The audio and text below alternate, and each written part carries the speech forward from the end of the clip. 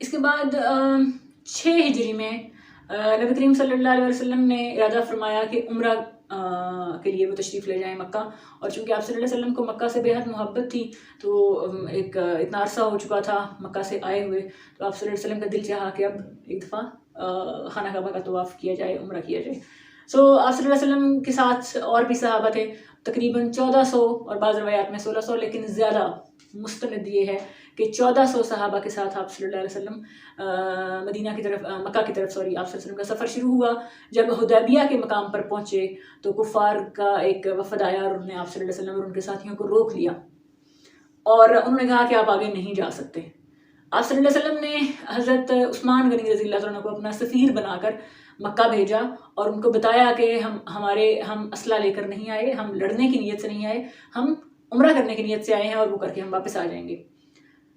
چونکہ حضرت عثمان غنی رضی اللہ عنہ کو مکہ میں بہت زیادہ محبت اور پسندیدگی کی نگاہ سے دیکھا جاتا تھا، سوال یہ اٹھتا نا کہ ان کو ہی کیوں بنا کر بھیجا، سفیر کسی اور کو بھی بنایا جا سکتا تھا۔ اسلام سے پہلے بھی جب حضرت عثمان غنی رضی اللہ عنہ کا جو شخصیت تھی، ان کا مزاج تھا، وہ اتنا اچھا تھا اور ایسا تھا کہ لوگوں کے گھر میں جب بچہ پیدا ہوتا تھا تو یہ حدیث میں آتا ہے کہ لوگ یہ مثال دیتے تھے کہ اللہ اس کی جو شخصیت ہے اور اس کا جو انداز ہے اور اس کی جو قسمت ہے وہ عثمان بن عفان جیسی کرے، کہ وہ خوبصورت بھی تھے، بہت شرم و حیا والے بھی تھے، بہت اچھا ان کی شخصیت تھی، بہت اچھا ان کی ریپوٹیشن بہت اچھی تھی۔ چونکہ مکہ میں ان کو بہت قدر کی نگاہ سے لوگ دیکھتے تھے، تو آپ صلی اللہ علیہ وسلم نے ان کی اس ریپوٹیشن کو سامنے رکھتے ہوئے سفیر بنا کر بھیجا کہ آپ ان لوگوں سے جا کر بات چیت کریں۔ جب حضرت عثمان رضی اللہ عنہ وہاں پر گئے تو وہاں پر ان کو یہ آفر دی گئی کہ ہم باقی لوگوں کو تو آنے کی اجازت نہیں دیں گے، لیکن آپ کو اجازت ہے کہ آپ کعبہ کا طواف کر سکتے ہیں، عمرہ کر لیں۔ تو انہوں نے فرمایا کہ جب تک آپ صلی اللہ علیہ وسلم نہیں کریں گے میں بھی نہیں کروں گا۔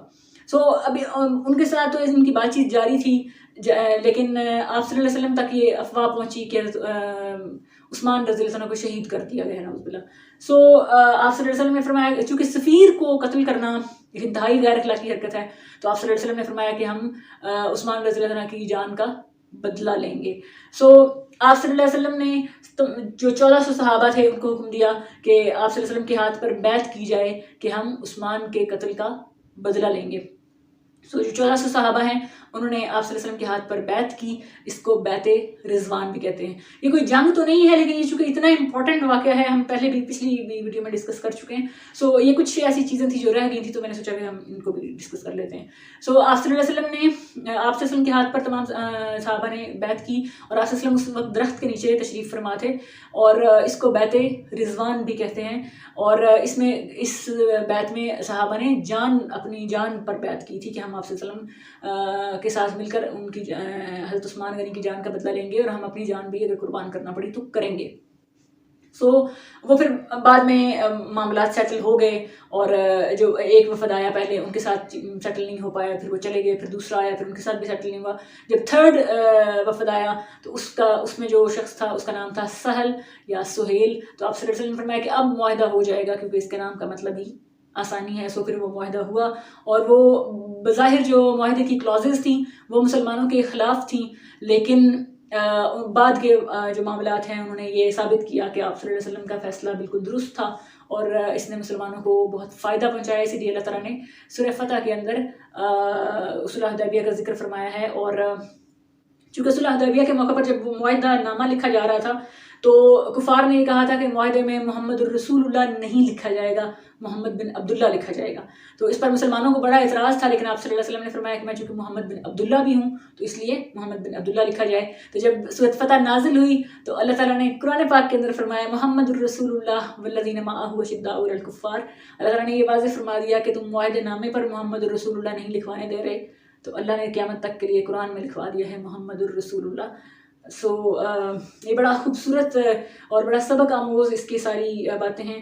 اگر میں بار بار یہی کہتی ہوں کہ پیپر کے علاوہ بھی جب آپ کو موقع ملے تو ترجمہ اور تفسیر ضرور پڑھیں، احادیث کو ضرور پڑھیں، یہ بہت خوبصورت باتیں ہیں، آپ کے ایمان کو اور زیادہ اسٹرانگ بناتی ہیں۔ صلح حدیبیہ ہوئی 6 ہجری میں، اور یہ حدیبیہ کے مقام پر ہوئی، یہ مدینہ سے دور ہے کافی، یہ مکہ اور مدینہ کے درمیان میں آلموسٹ. اس کے بعد صلح حدیبیہ کی ایک کلاز یہ تھا کہ اس میں مسلمان آپس میں اب مکہ والے اور مسلمان آپس میں جنگ نہیں کریں گے، امن معاہدہ ہو گیا.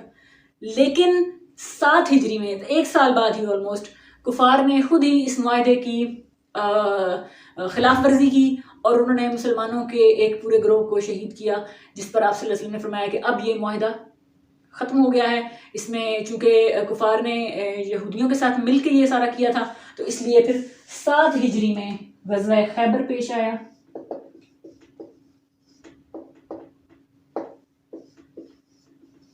یہ خیبر کے مقام پر پیش آیا اور خیبر مدینہ سے کچھ فاصلے پر ایک مقام ہے اور وہاں پر آج بھی اگر آپ جاتے ہیں تو جن جگہوں پر جیسے جیسے صحابہ کے خیمے تھے ان جگہوں پر آج بھی چھوٹی چھوٹی مسجدیں بنائی گئی ہیں صرف وہ یاد دہانی کے لیے.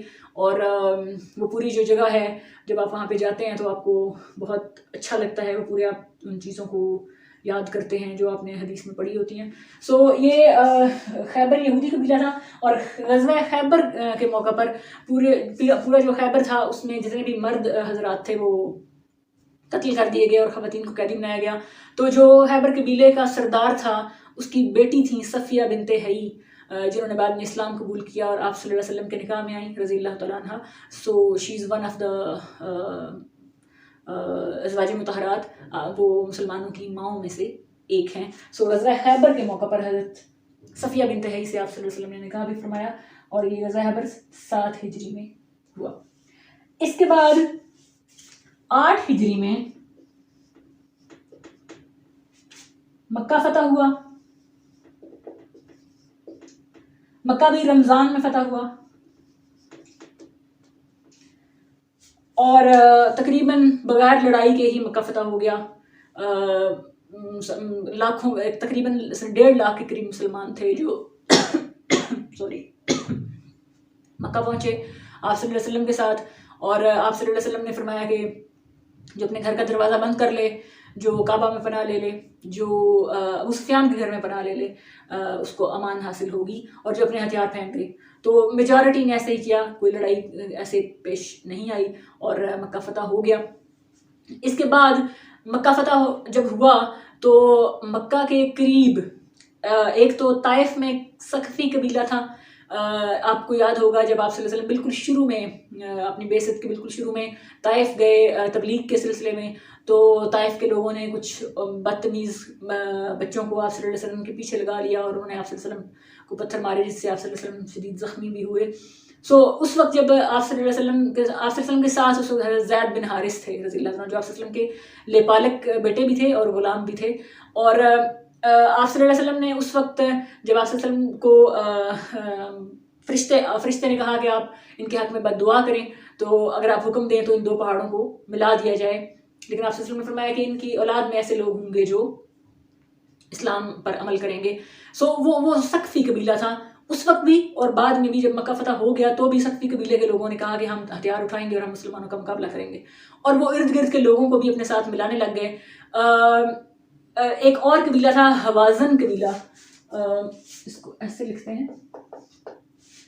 حوازن قبیلہ اور جو ثقفی قبیلہ تھا یہ دونوں مل گئے، اور ان کے ساتھ اور بھی بہت سارے چھوٹے چھوٹے جو قبائل تھے وہ مل گئے اور انہوں نے کہا کہ ہم مسلمانوں کا مقابلہ کریں گے.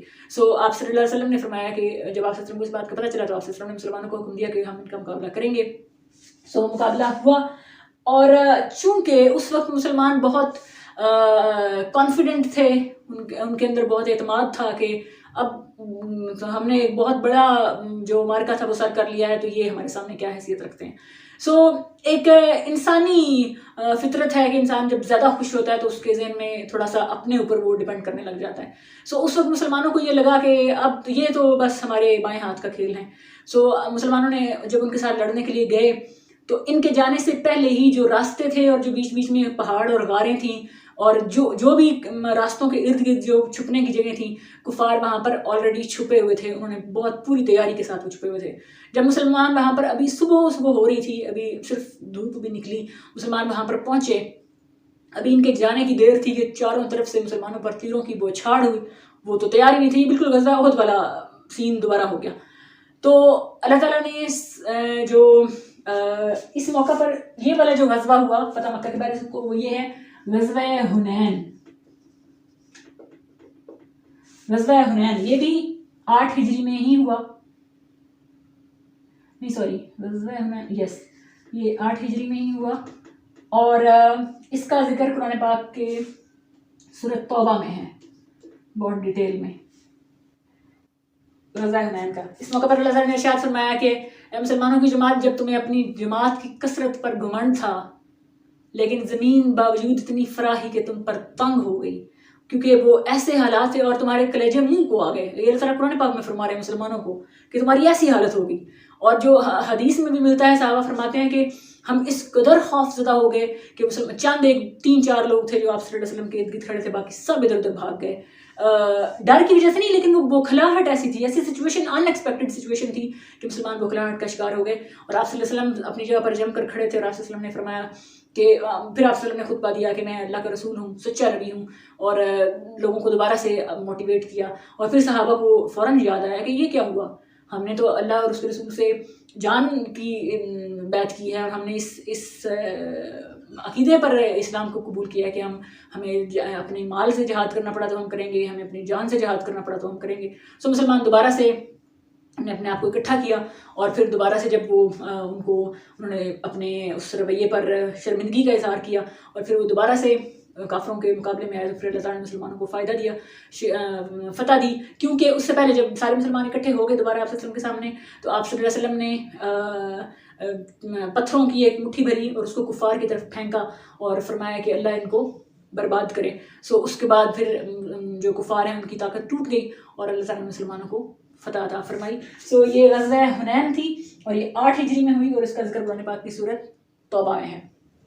اس کے بعد لاسٹ غزوہ جو آپ صلی اللہ علیہ وسلم نے آخری جنگ جس میں شرکت فرمائی وہ تھا غزوہ تبوک. غزوہ تبوک ہوا 9 ہجری میں اور یہ بڑا مشکل ٹائم تھا، شدید گرمی تھی. اور آپ نے بہت بچپن میں بھی یہ حدیث اپنے اسلامیات کے سلیبس میں پڑھا ہوگا.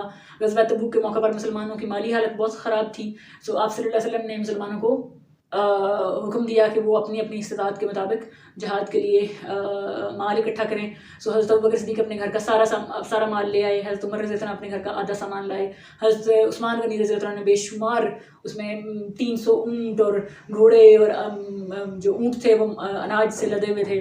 تو بہت زیادہ مسلمانوں نے اس میں پارٹیسپیٹ کیا اور یہ غزوہ ہوا. اور یہ شدید گرمی کا موسم تھا اس وقت یہ غزوہ ہوا اور اس میں جو مسلمان ہیں ان کی فصلیں، جو کھجور کی فصلیں تھیں، مدینہ میں کھجوروں کے باغ تھے، وہ پک کر تیار کھڑی تھیں اور مسلمانوں کے لیے بڑا مشکل مرحلہ تھا کہ وہ اپنے ان دنیاوی جو فائدے کی چیزیں تھیں ان کو چھوڑ کر دشمن کے مقابلے کے لیے چلے جائیں. تو فائنلی اللہ تعالیٰ نے مسلمانوں کو اس میں بھی فتح دی اور یہ آپ صلی اللہ علیہ وسلم کا آخری غزوہ تھا. اس کے بعد آپ صلی اللہ علیہ وسلم نے بذات خود کسی لڑائی میں شرکت نہیں کی. اس کے بعد پھر آپ صلی اللہ علیہ وسلم کی 11 ہجری میں وفات ہوئی. ہوپ فلی آپ کو یہ ساری چیزیں سمجھ میں آئی ہوں گی. اگر آپ کو کوئی کنفیوژن ہے تو پلیز کامنٹ باکس میں اپنا جو فیڈ بیک ہے وہ ضرور دیجیے گا. اور ابھی جو نیکسٹ بہت ساری ویڈیوز ہیں وہ اسلامیات کی ہی اس پہ MCQs وغیرہ پہ بناؤں گی میں انشاءاللہ. سو ویڈیو کو لائک کرنا نہیں بھولیے گا اور چینل کو اگر ابھی تک سبسکرائب نہیں کیا تو ضرور کیجیے گا. نیکسٹ ویڈیو میں انشاءاللہ ملاقات ہوتی. ٹل دین اللہ حافظ.